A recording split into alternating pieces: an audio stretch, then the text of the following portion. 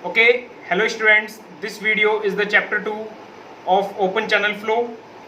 ध्यान एक रखना है आपको कि ये वीडियो आपके किसी भी एग्जाम के लिए बहुत ज़्यादा इंपॉर्टेंट है। पूरे ओपन चैनल फ्लो में सबसे important topic energy depth relation का टॉपिक है। अगर ये टॉपिक आपने अच्छे से कर लिया तो समझना आने वाले टॉपिक्स आपके लिए बहुत आसान हो जाएंगे। लेकिन मैं बता दूं आपको, इस चैप्टर में थोड़ा मुश्किल होगी। आपको हो सकता है थोड़ा डिफिकल्ट लगे, थोड़ा समझ ना आए उतना जल्दी से, लेकिन फिर भी कोशिश करना इस चैप्टर को समझना, क्योंकि लास्ट में जब मैं इसके ऑब्जेक्टिव कराऊंगा तो आपको ऑब्जेक्टिव क्वेश्चंस बड़े आसान लगेंगे। क्योंकि ये टॉपिक मेंस के लिए तो बहुत भारी हो सकता है, लेकिन ऑब्जेक्टिव के लिए आसान भी है और इंपॉर्टेंट भी है। ऐसा नहीं कि इंपॉर्टेंट नहीं है, इंपॉर्टेंट भी है। ओके, तो आप लोगों को यही ध्यान रखना है कि इस टॉपिक के लिए आपको मेहनत से पढ़ना है और आपका ये टॉपिक क्लियर होने से आने वाले सारे टॉपिक्स क्लियर हो जाएंगे। तो देखते हैं एनर्जी डेप्थ रिलेशन का पार्ट 1। ओके, आज हम जो टॉपिक समझने वाले हैं इसका नाम है specific energy and depth relation. जो एनर्जी और वाटर की डेप्थ होती है उसका जो रिलेशन है उसे हम पढ़ने वाले हैं। बहुत इंपॉर्टेंट है फ्लो एनालिसिस के लिए और आपके एग्जाम के लिए, किसी भी तरह के एग्जाम के लिए ये टॉपिक सबसे ज्यादा इंपॉर्टेंट है। तो टॉपिक हमारा स्टार्ट हो रहा है energy depth relation. Energy depth relation. Okay, तो इससे पहले मैं टॉपिक में आगे बढ़ूं, सबसे पहले आपको रिमाइंड कराना चाहूंगा एनर्जी होती क्या है। आप सभी लोगों ने पढ़ा है टोटल एनर्जी। टोटल एनर्जी आपके तीन कंपोनेंट से बनती है। कोई भी फ्लूइड अगर आपका बह रहा है, कोई भी फ्लूइड अगर किसी भी माध्यम में, किसी भी मीडियम में अगर बह रहा है, तो उसके पास तीन एनर्जी होती है। एक होता है उसके पास डेटम का हेड या डेटम एनर्जी, डेटम हेड बोल दे या पोटेंशियल हेड बोल दे। एक होता है उसके पास प्रेशर एनर्जी, जो उसका हाइड्रोस्टेटिक या जो उसका प्रेशर होता है, प्लस उसके पास तीसरा होता है वेलोसिटी हेड। वेलोसिटी हेड, यहां पर हम लिख सकते हैं प्रेशर हेड।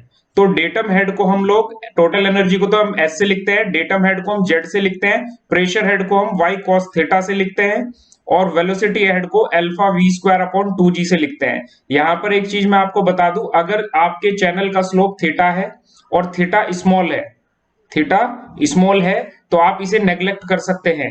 और अगर आपका फ्लो आपने माना हुआ है कि वेलोसिटी का जो वेरिएशन है वो यूनिफॉर्म है, तो अल्फा को भी आप 1 लिख सकते हैं। तो अभी सिंप्लीफिकेशन के लिए cos थीटा को भी 1.0 लिखेंगे चैनल स्लोप स्मॉल मानने के लिए, और अल्फा को भी हम 1.0 लिखेंगे क्योंकि हम एवरेज वेलोसिटी के टर्म्स में कैलकुलेशन कर रहे हैं। तो हमारा टोटल एनर्जी का जो एक्सप्रेशन होता है z plus Y plus V square upon 2g। लेकिन जब हमें अल्फा की वैल्यू गिवन होगी, हमें थीटा वैल्यू गिवन होगी, तो हम एच का यही फॉर्मूला यूज कर सकते हैं। ओके, तो यहां पर एक इंपॉर्टेंट चीज ये है कि अगर आपका डेटम, सपोज यहां पर आपका डेटम है, ये आपका डेटम इस पॉइंट में बना रहा हूं, और डेटम से जो हाइट है, डेटम से जो वर्टिकल हाइट है जेड है, ठीक है। ये डेटम अगर आपका 0 हो जाए, मतलब डेटम आपका चैनल के बेड के साथ कोइंसाइड करे, ये आपका चैनल बेड है, तो जेड की वैल्यू को आप क्या लिखेंगे, 0 लिखेंगे। तो आपका रिड्यूस कितने में हो जाएगा ये आपका formula y plus V square upon 2g। ये एक नई टर्म बनती है जिसे हम स्पेसिफिक एनर्जी के नाम से डिनोट करते हैं, जिसे हम स्पेसिफिक एनर्जी लिखा करते हैं। ओके, तो E is equals to Y plus V square upon 2g। अब हम जो भी कैलकुलेशन करने वाले हैं इसी से करने वाले हैं। E को हम स्पेसिफिक एनर्जी कहते हैं। तो अगर कोई भी एग्जाम में अगर आपके पास क्वेश्चन आए व्हाट इज स्पेसिफिक एनर्जी, तो आप बताएंगे यदि डेटम हेड को नेग्लेक्ट कर दिया जाए तो जो एनर्जी बचती है वही, या part of total energy in which datum head is excluded, datum head को हम एक्सक्लूड कर दें तो जो टोटल एनर्जी का पार्ट बचता है वही हमारी स्पेसिफिक एनर्जी होती है।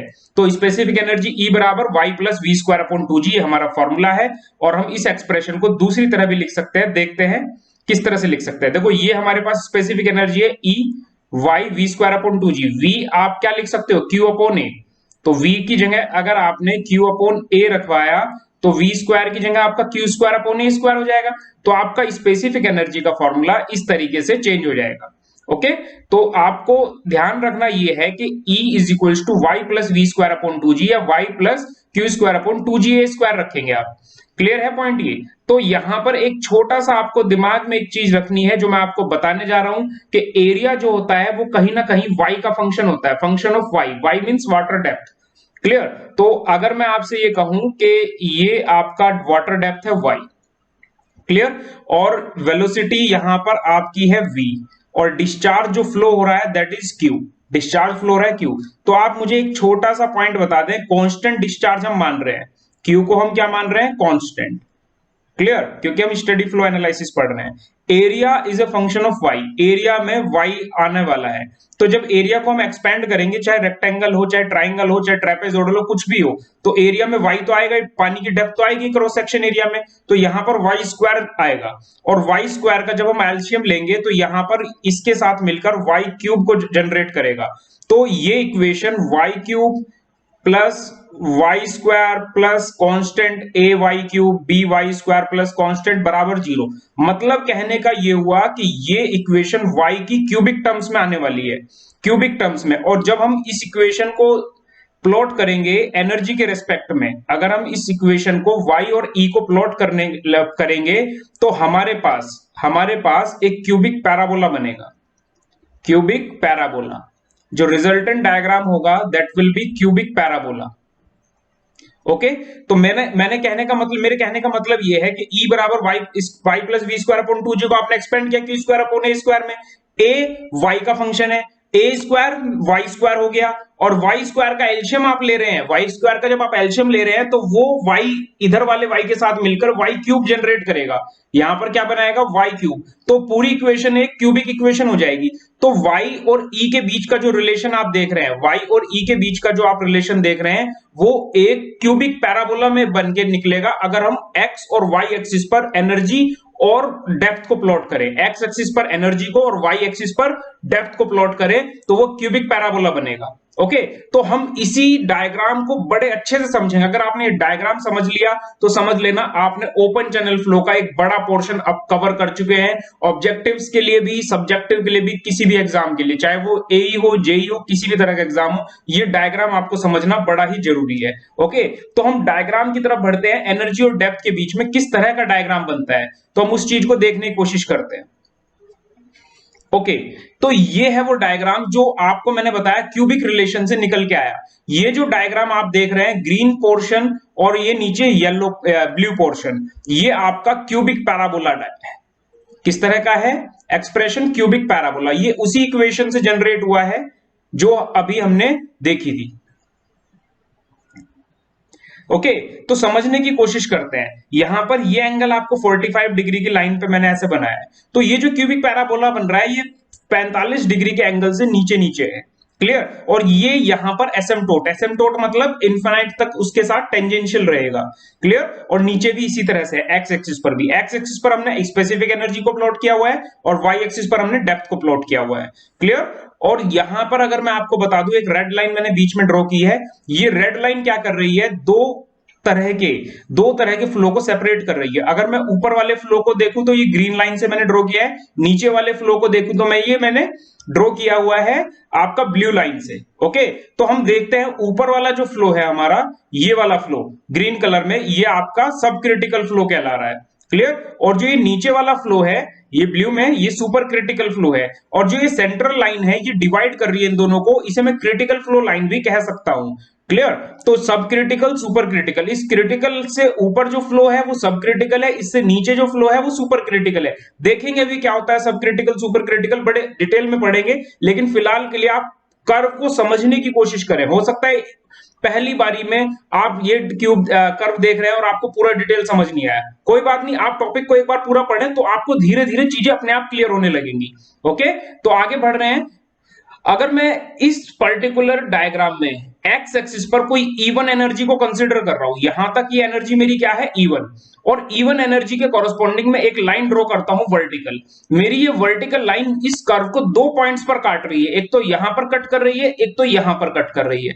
इसका मतलब क्या हुआ, इसका मतलब ये हुआ कि एक एनर्जी के कॉरस्पॉन्डिंग मेरी दो डेप्थ है। कितनी डेप्थ मिल रही होंगी, दो, एक तो सब क्रिटिकल जोन में और एक सुपर क्रिटिकल जोन में। तो देख सकते हैं एक डेप्थ तो हो गई हमारी ये, इसे मैं कह देता हूं y1 डैश। क्लियर, इसे मैं क्या कह रहा हूं, y1 डैश। और दूसरी डेप्थ हो गई ये, इस डेप्थ को मैं कह देता हूं y1। क्लियर, तो ये मेरे पास एक एनर्जी के लिए दो डेप्थ नजर आ रही है, एक डेप्थ सब क्रिटिकल जोन में, एक डेप्थ सुपर क्रिटिकल जोन में। तो ध्यान देना इस बात पर जो मैं यहां लिख रहा हूं, सब क्रिटिकल जोन, सब क्रिटिकल और सुपर क्रिटिकल दोनों जोन में, सुपर क्रिटिकल दोनों जोन में आपके पास डेप्थ मिल रही है। सब क्रिटिकल जोन में मैंने y1 डैश कह दिया और सुपर क्रिटिकल जोन में मैंने y1 कह दिया है, लेकिन दोनों डेप्थ आपकी सेम एनर्जी पर है। सेम एनर्जी मतलब एक स्पेसिफिक एनर्जी पर दो फ्लो डेप्थ पॉसिबल होती हैं। एक स्पेसिफिक एनर्जी पर दो फ्लो डेप्थ पॉसिबल होती हैं। ये आप देख सकते हैं इस डायग्राम की हेल्प से। आपका फ्लो दो तरीके से, मान लिया आप, एक कंडीशन तो ऐसी होगी कि आपका फ्लो y1 डैश पानी को लेकर जा रहा है, हो सकता है उसकी वेलोसिटी कम हो, ठीक है, लेकिन उसकी एनर्जी क्या होगी, E1। एक कंडीशन ऐसी हो सकती है पानी की डेप्थ बहुत कम होगी लेकिन वो ज्यादा वेलोसिटी से फ्लो कर रहा होगा, तो वह वेलोसिटी, वह डेप्थ मान लिया y1 है, लेकिन एनर्जी यहां पर भी क्या है, E1। तो एक एनर्जी, किसी भी एक एनर्जी के लिए दो डेप्थ पॉसिबल है। और अगर हम थोड़ा अधिक स्पेसिफिक एनर्जी को कर दें, लेट अस सपोज हम स्पेसिफिक एनर्जी को थोड़ा बढ़ा देते हैं, E2 तक ले गए, तो ऑब्जर्व करने में क्या आया कि फ्लो की दो डेप्थ पॉसिबल है अभी भी, और जो फ्लो की दो डेप्थ पॉसिबल है उनके बीच का डिफरेंस तो बढ़ ही गया है, उनके बीच का डिफरेंस तो बढ़ ही गया है, और डेप्थ भी आपकी बढ़ गई है सब क्रिटिकल जोन में, लेकिन सुपर क्रिटिकल जोन में आपकी डेप्थ घट गई है। तो यहां से हम इस कर्व से बड़े इंपॉर्टेंट रिजल्ट्स निकालने वाले हैं। अगर आप इस कर्व को थोड़ा ध्यान से समझेंगे तो पेशेंस की रिक्वायरमेंट है, तो मैं आपको समझाने की कोशिश करता हूं। क्या क्या पॉइंट है। पहला पॉइंट, एक स्पेसिफिक एनर्जी के लिए टू फ्लो डेप्थ पॉसिबल होती है, two flow depth, clear. First depth आपकी सब क्रिटिकल जोन में, जो कि मैं लिख भी चुका था, और दूसरी आपकी सुपर क्रिटिकल जोन में, क्लियर। अब दूसरा पॉइंट मैं आपको बता रहा हूं, अगर आप एनर्जी को बढ़ा रहे हैं, एनर्जी को इंक्रीज कर रहे हैं, जैसे मैंने ब्लैक लाइन, आप देखो देखो कलर कोडेड डायग्राम्स हैं, यहां पर एक पर्टिकुलर चीज को आप सिर्फ उसके कलर से आप नोट कर सकते हैं। जैसे पर्पल कलर आप E1 एनर्जी के लिए देखेंगे तो उसकी जो भी डेप्थ है वो पर्पल कलर में ही आपको नजर आएगी, उसकी जो भी नोटिफिकेशन है वो पर्पल कलर में ही नजर आएगी। ये इस डायग्राम की खास बात है। आप इसमें कलर कोडिंग देख सकते हैं, बड़े अच्छे से की गई है, तो आपको कोई भी कंफ्यूजन नहीं होगा कि ये E2 एनर्जी की डेप्थ कौन सी है और E1 की कौन सी है, इस तरह से, क्लियर। अगर आप एनर्जी को बढ़ाते हैं, जैसे आप देखो E1 से कहां पर आ गया हूं, E2 पे, तो एनर्जी को बढ़ाने से हो क्या रहा है, सब क्रिटिकल जोन में, जो सब क्रिटिकल जोन है, सब क्रिटिकल जोन में फ्लो डेप्थ क्या हो रही है, इंक्रीज हो रही है। सब क्रिटिकल जोन में फ्लो डेप्थ आपकी बढ़ रही है। और सुपर क्रिटिकल जोन में क्या हो रहा है, super critical, super critical zone में डेप्थ आपकी घट रही है, डेप्थ रिड्यूस हो रही है। देखो कैसे, E1 पर है तो सुपर क्रिटिकल जो नीचे वाला है, तो डेप्थ कितनी है आपकी, y1, डेप्थ कितनी है, y1। लेकिन जब आप गए E2 एनर्जी पर, E2 एनर्जी से आपकी डेप्थ कितनी हो गई, E2 एनर्जी में आप देख सकते हैं डेप्थ कुछ भी है y1 से कम ही है, चाहे उसे y2 कह लो बाद में जाके, चाहे उसे कुछ और कह दो, लेकिन E2 एनर्जी पर आपकी सुपर क्रिटिकल जोन में डेप्थ कम हो चुकी है। इसी तरह से E2 एनर्जी पर अगर आप जो डेप्थ देखेंगे सब क्रिटिकल जोन में, तो डेप्थ आपकी बढ़ चुकी है, डेप्थ आपकी बढ़ चुकी है, फ्लो डेप्थ आपकी y1 डैश से बहुत ज्यादा बढ़ चुकी है। तो E1 पर जो एनर्जी थी, E1 एनर्जी थी, उस पर जो डेप्थ थी सब क्रिटिकल जोन में y1 डैश, लेकिन E2 एनर्जी जो कि बढ़ी हुई एनर्जी है, उसमें सब क्रिटिकल जोन में जो डेप्थ है वो y1 डैश से बढ़ी हुई है, क्लियर। तो यहां पर जो मैंने पॉइंट लिखे, सब क्रिटिकल जोन में फ्लो डेप्थ बढ़ती है, सुपर क्रिटिकल जोन में फ्लो डेप्थ घटती है एनर्जी के बढ़ाने से, और इसका वाइस वर्सा भी ट्रू है, मतलब अगर एनर्जी को घटाएंगे तो उल्टा हो जाएगा बिल्कुल, ठीक है। एनर्जी को रिड्यूस करने से आप सोच सकते हैं सब क्रिटिकल जोन में डेप्थ कम होगी और सुपर क्रिटिकल जोन में डेप्थ बढ़ेगी, ये आप देख भी सकते हैं, ओके। अब एक बात सोच के देखें, आप एनर्जी को कितना कम कर सकते हैं, यहां ले आए, यहां ले आए, यहां ले आए, दो डेप्थ पॉसिबल है, लेकिन एक एनर्जी ऐसी आएगी जो आपको समझनी पड़ेगी, एक एनर्जी ऐसी आएगी जिसके कॉरस्पॉन्डिंग आपके कर्व को वो टच ही करके जा रही होगी, बस वो आपकी एनर्जी लाइन इस कर्व को टच कर रही होगी, वह एनर्जी लाइन ही आपकी क्रिटिकल एनर्जी लाइन होगी, और उसके कॉरस्पॉन्डिंग जो भी एनर्जी है वह मिनिमम एनर्जी होगी, जिसे मैंने ईसी के नाम से लिखा है, जिसे क्रिटिकल स्पेसिफिक एनर्जी कहते हैं, और ये किसी पर्टिकुलर डिस्चार्ज के लिए मिनिमम एनर्जी है जिस पर फ्लो संभव है। अगर आप एनर्जी को इससे कम कर देंगे तो फ्लो पॉसिबल नहीं है। अगर आप सोचे कि यहां पर कोई एनर्जी कंसीडर कर लो और फ्लो पॉसिबल हो जाए, नहीं, फ्लो पॉसिबल नहीं है। तो मिनिमम एनर्जी जिस पर आपका फ्लो पॉसिबल है that is your critical energy. Critical energy है और क्रिटिकल एनर्जी की कॉरस्पॉन्डिंग जो डेप्थ है that is your critical depth. Critical depth, तो critical depth is what, in between sub critical and super critical. Super critical और sub critical के बीच का एक जोन है, एक पॉइंट है जिस पर आप कह सकते हैं कि आपका फ्लो क्रिटिकल फ्लो है, क्योंकि इस पॉइंट पर मिनिमम एनर्जी है और यह पॉइंट एकमात्र ऐसा पॉइंट है जहां पर आपकी एनर्जी लाइन कर्व को सिर्फ टच करके जा रही है। अगर एनर्जी मिनिमम एनर्जी से कम कर दोगे तो सेम डिस्चार्ज, क्यू डिस्चार्ज पर फ्लो संभव नहीं होगा। क्यू डिस्चार्ज पर फ्लो संभव नहीं होगा। तो ये आपको कुछ पॉइंट आपको ध्यान रखना है। इसमें और भी पॉइंट है कर्व में समझने के लिए, लेकिन पहले इतने पॉइंट्स को जरा ध्यान से समझो। क्या क्या पॉइंट्स डिस्कस हुए हैं मैं एक बार दोबारा से आपको रिपीट कर देता हूं। दोबारा से अगर हम रिपीट करने की कोशिश करें कि क्या क्या पॉइंट आपसे डिस्कस कर चुके हैं, तो सबसे पहले हमने सुपर क्रिटिकल सब क्रिटिकल फ्लो के बारे में आपको दिखाया। सुपर क्रिटिकल फ्लो देख लिया आपने, सब क्रिटिकल फ्लो देख लिया, उसके बाद आपने क्रिटिकल फ्लो देखा। इवन एनर्जी से आपने एक लाइन ड्रॉ की, वह लाइन कर्व को दो पॉइंट पर काट रही है, दोनों पॉइंट आपके डेप्थ को रिप्रेजेंट कर रहे हैं, दो डेप्थ को रिप्रेजेंट कर रहे हैं। जो आपकी ऊपर वाली डेप्थ है वो सब क्रिटिकल जोन की डेप्थ है, उसे आपने y1 डैश कहा है। नीचे वाली जो डेप्थ है आपकी वह आपकी सुपर क्रिटिकल जोन में है, उसे आपने y1 कहा है। ठीक है, तो आपने एक और पॉइंट देखा कि अगर हम एनर्जी को बढ़ा दें, एनर्जी को बढ़ाने से सब क्रिटिकल जोन में डेप्थ बढ़ जाती है और सुपर क्रिटिकल जोन में डेप्थ पिछली डेप्थ से कम हो जाती है। ओके, और इसके साथ साथ आपने देखा अगर हम एक एनर्जी को घटाते घटाते एक मिनिमम लेवल तक ले आए जहां पर एनर्जी की लाइन आपके कर्व को जस्ट टच कर रही है, तो वह एनर्जी आपकी मिनिमम स्पेसिफिक एनर्जी ईसी कहलाती है। क्लियर, वह एनर्जी आपकी मिनिमम स्पेसिफिक एनर्जी ईसी कहलाते हैं, उससे कम एनर्जी पर फ्लो संभव नहीं है। तो तीसरा पॉइंट जो ऑब्जेक्टिव के लिए आपको इंपॉर्टेंट है, मिनिमम एनर्जी, मिनिमम एनर्जी आपका क्या होती है, क्रिटिकल एनर्जी कहलाती है, क्रिटिकल एनर्जी। और ध्यान रखना flow not possible, flow not possible, flow संभव नहीं है, flow not possible below this energy, इस एनर्जी से कम, flow not possible below minimum energy या critical energy with same discharge. Same discharge की अगर हम बात करें तो फ्लो पॉसिबल नहीं होगा।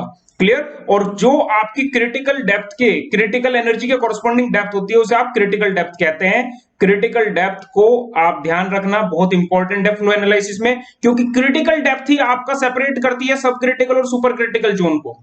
क्लियर, तो ये आपका एक एनर्जी कर्व है जिसके बारे में मैंने अभी आपको डिस्कस किया है। अभी इस एनर्जी कर्व के बारे में हम और चीजें भी डिस्कस करेंगे। उम्मीद करता हूं यहां तक आपको भी समझ आ गया होगा। ओके, अगर नहीं भी समझ आया तो आप कमेंट में लिखें ताकि मैं जो आपके डाउट्स हैं उसे और अच्छे से क्लियर करूं। ओके, तो अगले आगे बढ़ते हैं इसी टॉपिक में। इसमें थोड़ा सा हम एनालिसिस करेंगे इस डायग्राम का, अच्छे से एनालिसिस करेंगे।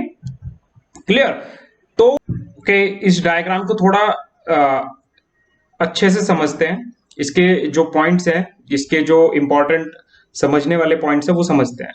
देखो, सबसे पहले आपको ये जान लेना चाहिए कि जो ये पॉइंट मैं ब्लैक लाइन को एनालाइज कर रहा हूं, सपोज मैं मान लेता हूं पहले नाम, इसे P मान लेता हूं। ये जो फ्लो डेप्थ है यहाँ पर ये R मान लिया जाता है।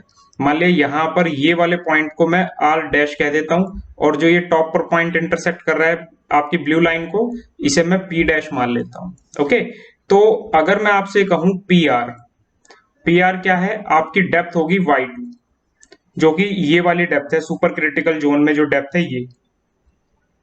ये y2 PR आपकी रिप्रेजेंट कर रही है। लेकिन अगर इसी जोन के लिए मैं R से लेके P डैश को कंसीडर करूं, R P डैश को अगर मैं कंसीडर करूं, तो R P डैश मेरा कहलाएगा velocity in super critical zone, velocity head, velocity head in super critical zone, super critical zone, velocity head in super critical zone में से लिख रहा हूं। ओके, इसके बाद अगर मैं कंसीडर करूं आर पी से आर डैश को, P R dash, P R dash basically मेरा है फ्लो डेप्थ y2 डैश। अगर ये पी आर डैश मैं कंसीडर करूं तो ये मेरा फ्लो डेप्थ हो जाएगा y2 डैश। तो पी आर डैश मेरा फ्लो डेप्थ हो गया y2 डैश, जो कि मेरा सब क्रिटिकल जोन के लिए, ये मेरा सब क्रिटिकल जोन की डेप्थ हो गई, सब क्रिटिकल। और ये y2 मेरी किसके लिए हो गई, सुपर क्रिटिकल के लिए। इसी तरह से अगर मैं r डैश से p डैश का गैप देखूंगा इस डायग्राम में, r डैश p डैश, तो ये मेरा वेलोसिटी हेड होगा, ये मेरा वेलोसिटी हेड होगा इन सब critical zone, velocity head in सब क्रिटिकल जोन। एक चीज यहां पर देखने के लिए है कि सब क्रिटिकल जोन में डेप्थ बहुत ज्यादा है और सुपर क्रिटिकल जोन में डेप्थ बहुत कम है। देख सकते हैं सुपर क्रिटिकल जोन में डेप्थ कम है और सब क्रिटिकल जोन में y2 डैश, जो कि यहां से लेकर पूरा नीचे तक का डेप्थ है, ये काफी ज्यादा है। क्लियर।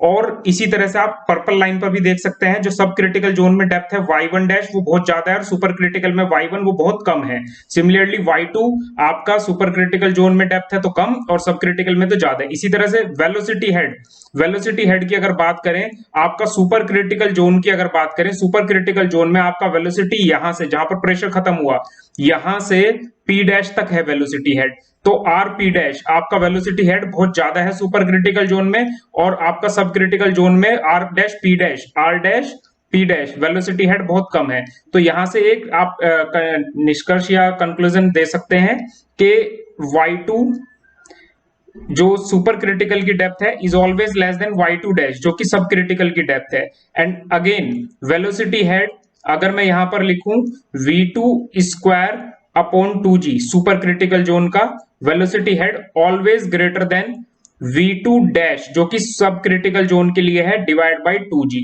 मतलब वेलोसिटी हेड सब क्रिटिकल जोन में हमेशा कम रहेगा सब सुपर क्रिटिकल से, और सुपर क्रिटिकल का जो वेलोसिटी हेड है वो ज्यादा होने वाला है सब क्रिटिकल से।